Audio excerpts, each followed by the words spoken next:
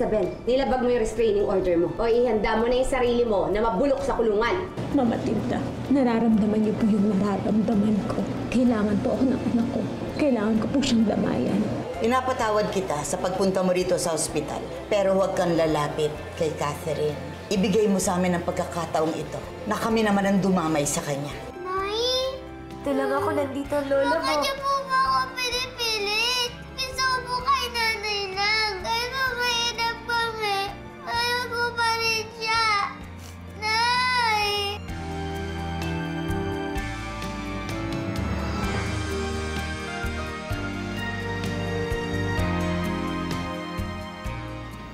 Lola, pwede po ba akong matulog? Oo naman, Apo.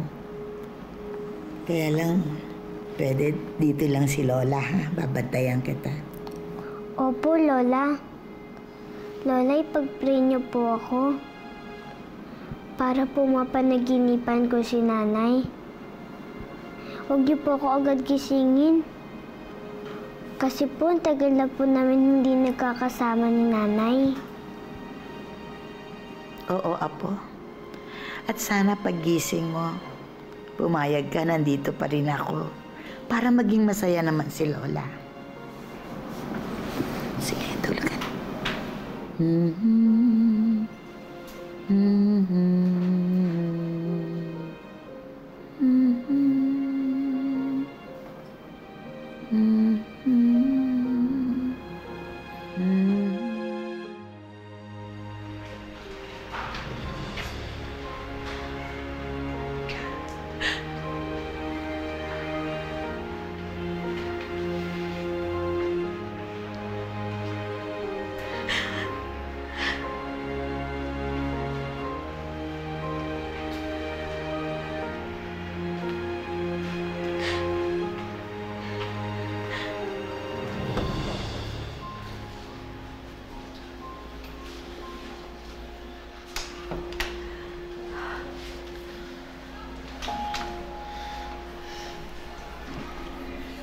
Naawa ko kasi ako sa pamangkin ko. Naawa rin ako sa apo ko. At sa iyo rin. Siguro ganun ka rin nung bata ka. Nung iniwan ka sa akin ng nanay mo. Wala akong araw na hindi ko naisip yung nanay ko. Kahit hanggang ngayon, naalala ko pa rin siya. Sa tuwing tinititigan ko si Catherine, nakikita ko yung sarili ko sa kanya. Ang pinagdarasal ko lang ho, sana makayanan ng bata. Sana hindi siya mabigla. Binibigla ko ba siya, Jonas? Pinipilit ko ba ang sarili ko na mahalin niya ako bilang lola? Hindi ko naman ho kayo masisisi kung inilalapit niyo yung sarili niyo sa kanya. Dahil alam ko ho na mahal niyo ho yung bata. Kaso Tita Matilda, bata pa ho si Catherine eh. Wala siyang alam na pinag-aagawan siya. Ang tanging alam niya lang yung kinamulatan niya.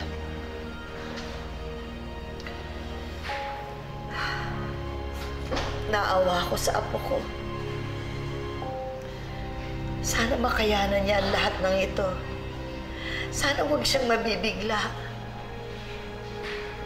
Asa ako isang araw.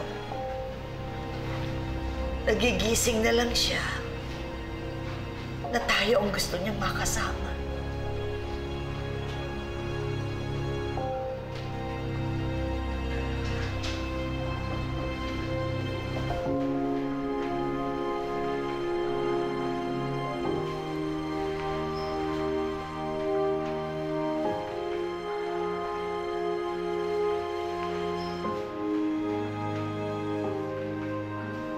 Panginoon, hipuin niyo po ang mga puso ng mga tao sa paligid ni Maya.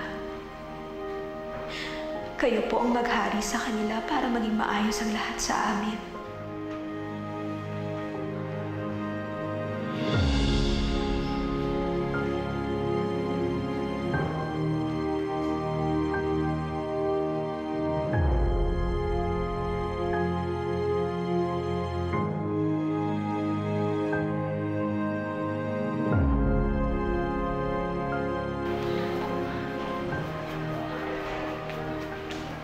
Isabel! Sinasabi ko na nga ba, tinakasan mo na naman ako eh. Attorney, gusto ko lang po kasi talaga hanapin si Maya. Pinapala ka ba? Baka may nakakita sa'yo. Alam mo namang pinagbigyan lang tayo ni Mrs. Mercado kanina nung nakita niya tayo. Please, Isabel. Umuwi na tayo, ha? Magpahinga ka naman muna. Okay? Let's go, let's go. Isabel!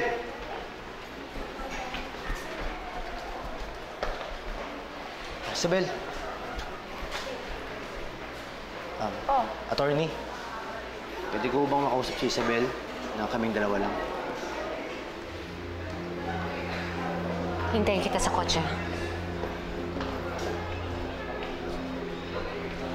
Isabel, Jonas. gusto kong gumawa ng paraan para makatulong sa'yo, para makasama mo yung anak. Talaga, Jonas?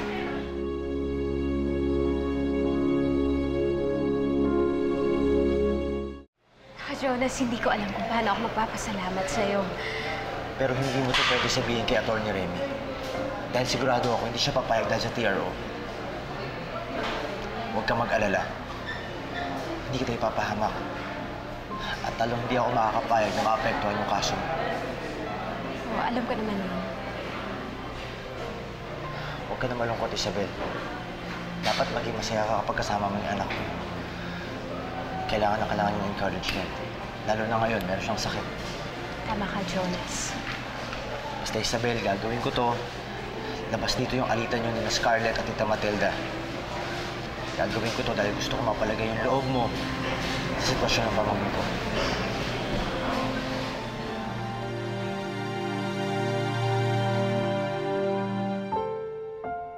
Mama, okay lang na ako na lang yung pupunta dun sa ocular inspection ng dealer natin sa Davao. Ako, wag na. Kaya ko na yan. Mama, hindi na. Trabaho ko po to. Kung okay lang sana, kayo na muna ni Jonas ang magbantay kay Catherine. Tita, ang mabuti pa ho, magpahinga na lang kayo sa bahay. Para ho magpalitan tayo ng pagbabantay. Sa ngayon, ako na po nang bahala kay Catherine. Sigurado ka. Dahil ikaw nga iniisip ko, makapagod ka. Sigurado ho ako. At alam ko po na mas kailangan niyo magpahinga. Kaya sige po, magpahinga na po kayo. Ako na po bahala dito. Sige. Bantayin mo mabuti, apo ko, ha? Sige po. Halika na. Si Catherine. Tatawag ako sa'yo bukas. Sige po, tita. Ingat po.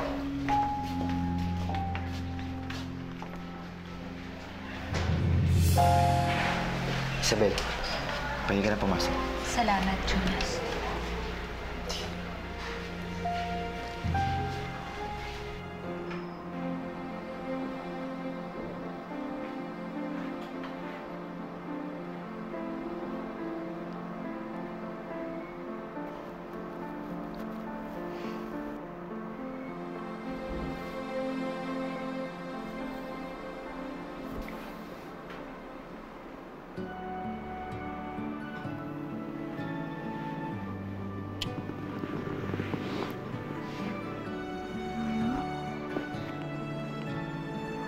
Nay, ikaw na po ba yan?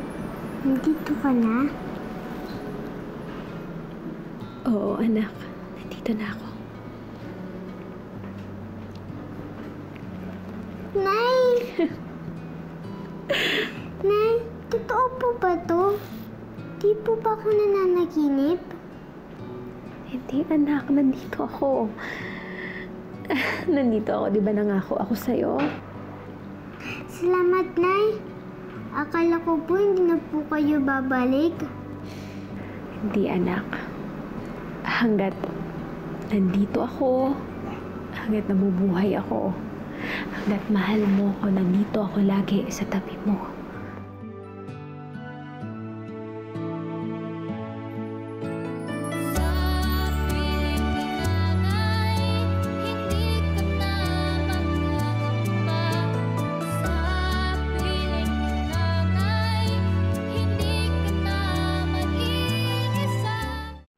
Nay, isama niyo na po ako.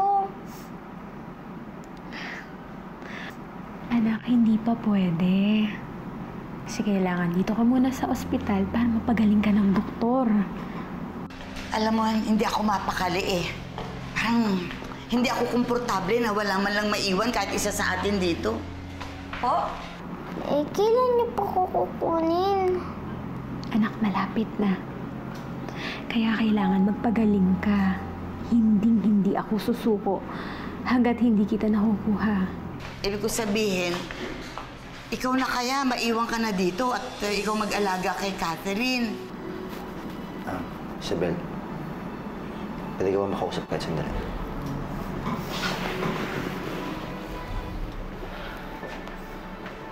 Pero paano po yung ocular inspection dun sa planta bukas? Ako nang bahala doon. Ang importante, nandyan ka kay Catherine para alagaan mo siya. Lalo na may sakit ang apo ko. Alam ko kung gaano kahalaga sa'yo si Maya. Pero hindi mo siya pwedeng paasahin na magkikita pa kayo ulit. Dapat ikaw mismo ang maging daan para mapalapit siya kina Scarlett at Tita Matilda.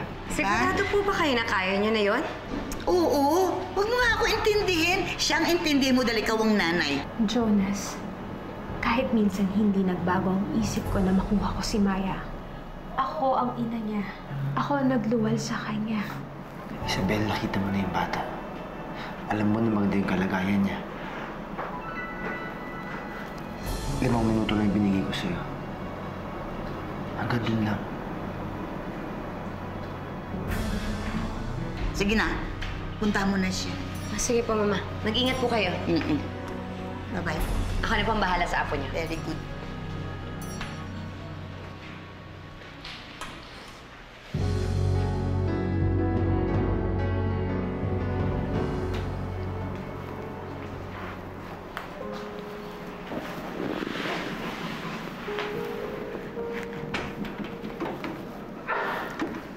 Nay, sana po araw-araw nandito po kayo. Anak, kung kaya ko, gagawin ko yun. Kaya lagi may pagdasal na manalo ko sa apela, ha? Mas kagaling po ako kung kasama niyo po ako. Kaya magpagaling ka. Para sa oras na makuha na kita, maayos ng lahat. E paano po yung utos ni Ate Maymay? Na huwag kita iiwan. Anak, hindi naman ibig sabihin na hindi mo ako nakikita. Ibig sabihin hindi mo ako sinasamahan.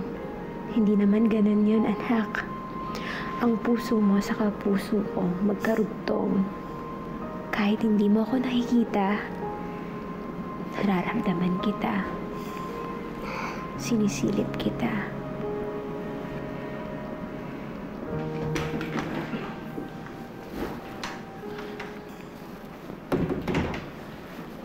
Isabel, tagal ba kayo? Jonas, sandali lang. Tito Jonas, pwede po ba dito na matulog si Nanay? Maya, hindi kasi pwede. Bakit naman po? Sige na, Jonas, kahit konting oras na lang. Sige, 5 minutes pa. Salamat.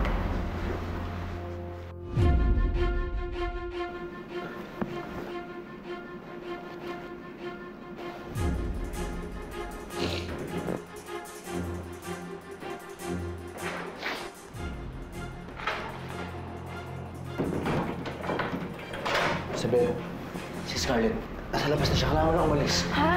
Bilis. Anak, lagi kang mag-iingat, ha?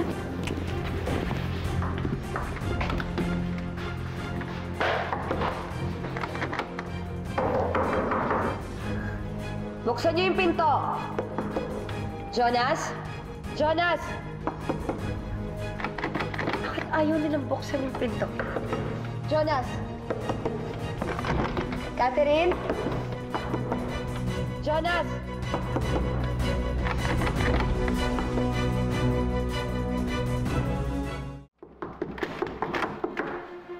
Scarlett, Jonas! Bakit ang tagal mo buksan ang pinto? Akala ko tuloy natutulog ka na. galing kasi ako sa CR eh. Oh, bakit ka bumalik? May nakalimutan ka ba?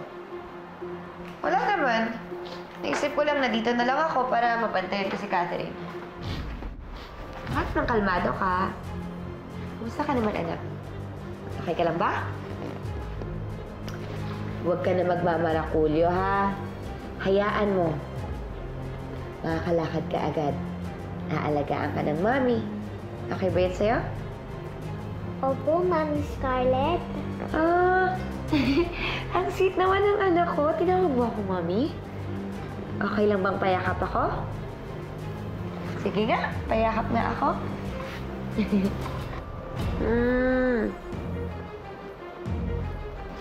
Magpagaling ka agad, ha? Kasi pag nakalakad ka na, mamamasyal tayo kahit saan mo gustong pumunta. Gusto mo ba yun?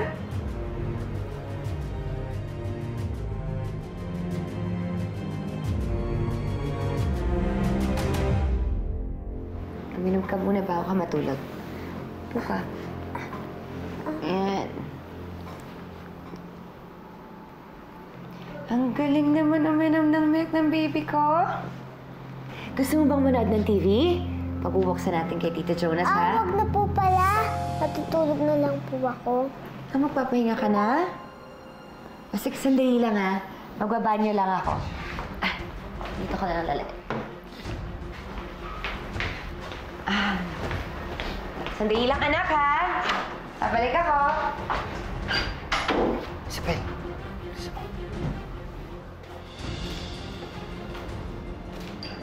Wala bang tissue?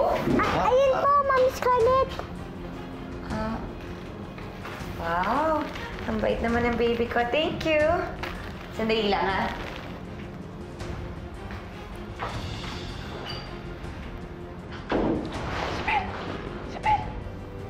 Sige na, tapos ka. Kasama dyan? Wala.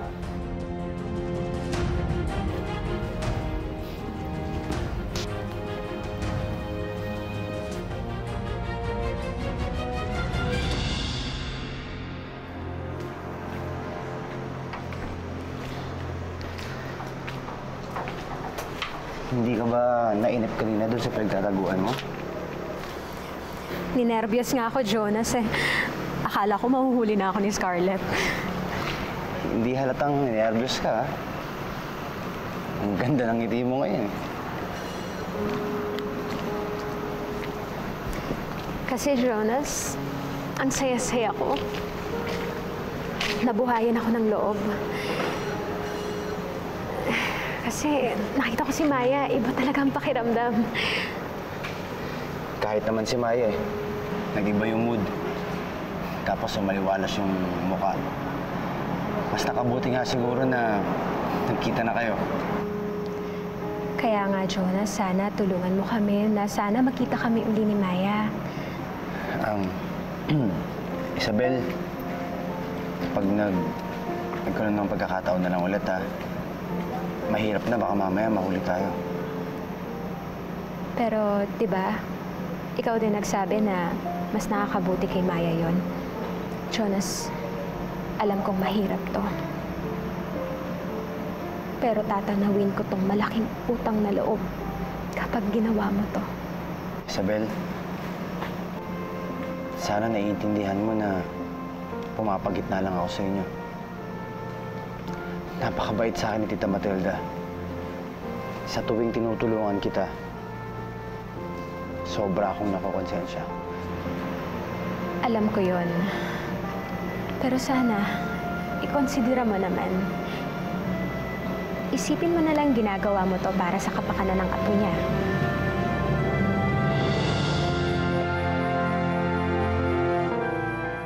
Ang himbing ng tulog ng apo niyo, Mama.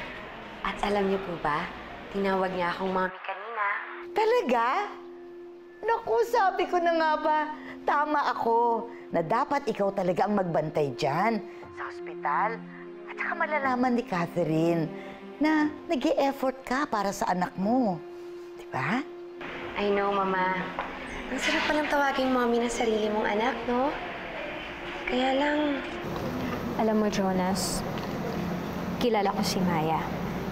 At lumaki siya na ako ang sentro ng buhay niya.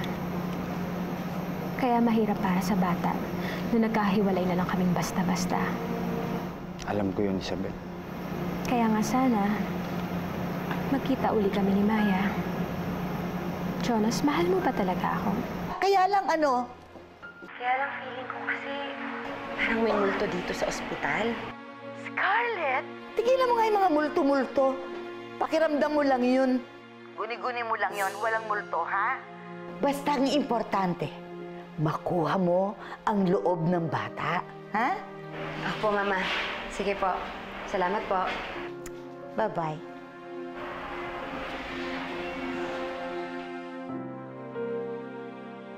Bakit pa naman bilang natanong yun? Kasi ako, mahal na mahal ko si Maya. Gagawin ko lahat para sa kanya. Isabel, alam mo naman siguro kung gaano kita kamahal, di ba? Kaya kung gusto mong magkita kayo ulit ni Maya, Maraming salamat, Jonas.